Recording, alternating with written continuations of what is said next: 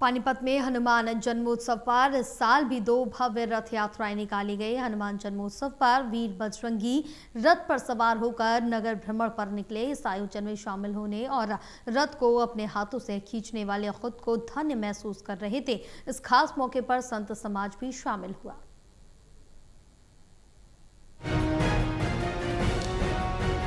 स्वामी की सेवा और सेवक की भूमिका को युगों युगों तक पूजनीय बनाने वाले वीर दूत हनुमान के जन्मोत्सव पर पानीपत में इस बार भी 2 मुख्य रथ यात्राएं निकाली गईं।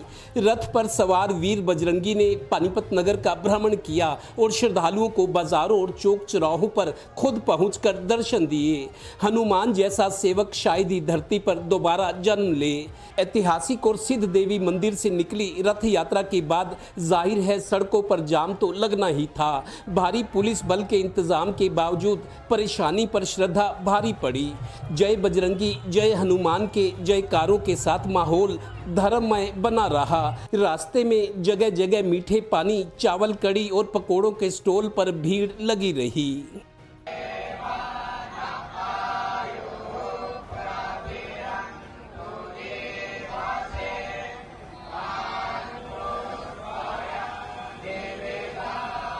पानीपत में चूंकि हनुमान जन्मोत्सव खास मौका था, इसलिए रास्ते में स्वागत द्वार भी लगाए गए थे। यात्रा जहां से शुरू हुई वहां मंच पर आयोजक, संत समाज और दूसरे मंच पर बीजेपी के दूसरी पंक्ति के नेता आसीन थे।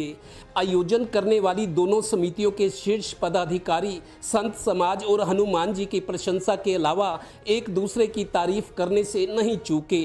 ये भी मंच का आकर्षण होता है। खैर, 2 महामंडलेश्वर जो श्रद्धा के केंद्र है। केवल पानीपत में ही नहीं, पूरे भारत में आवाज जानी चाहिए कि सनातन धर्म के प्रेमी, सनातन धर्म की राह पर चलने वाले, राष्ट्र सेवा करने वाले पानीपत में अगर आज आयोजित हुआ है हनुमान जन्मोत्सव का, तो इसके जयकारे की आवाज पूरा भारत सुने। जहाँ पूरे विश्व में हनुमान जी महाराज का जन्मोत्सव सनातन आस्था के लोग आयोजित करते हैं, वहीं पानीपत में इसका एक विशेष उत्साह देखा जाता है। हनुमान जी के स्वरूप बनते हैं। पूरे नगर की सभी धार्मिक संस्थाएं एक मंच पर एकत्रित होते हैं। सभी पूज्य संत एक साथ आते हैं। गौरतलब है कि अयोध्या में श्री राम के मंदिर के शुभारंभ की पूर्व संध्या पर पानीपत में निकली श्री राम की शोभा यात्रा और इसके बाद 3 साल से मनाया जा रहा हनुमान जन्म महोत्सव पानीपत के लिए खास आयोजन बन गए हैं।